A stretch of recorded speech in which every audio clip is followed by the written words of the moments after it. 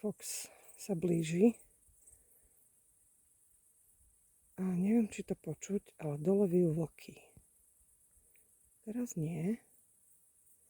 Samozrejme, kedy vyli, keď som čúrala. No, Foxam. Toto je... No, tak ako iné nebude.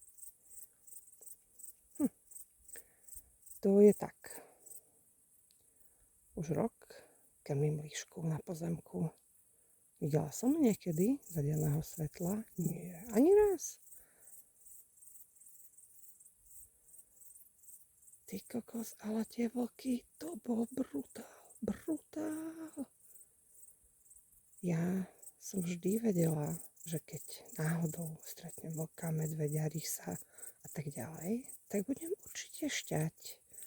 Alebo bude mobil, aj iné prípadne, alebo bude mobil na dne ruksaku.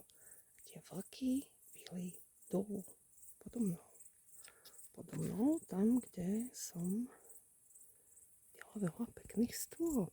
Samozrejme, že je hovno vidieť, ale ty kokeš.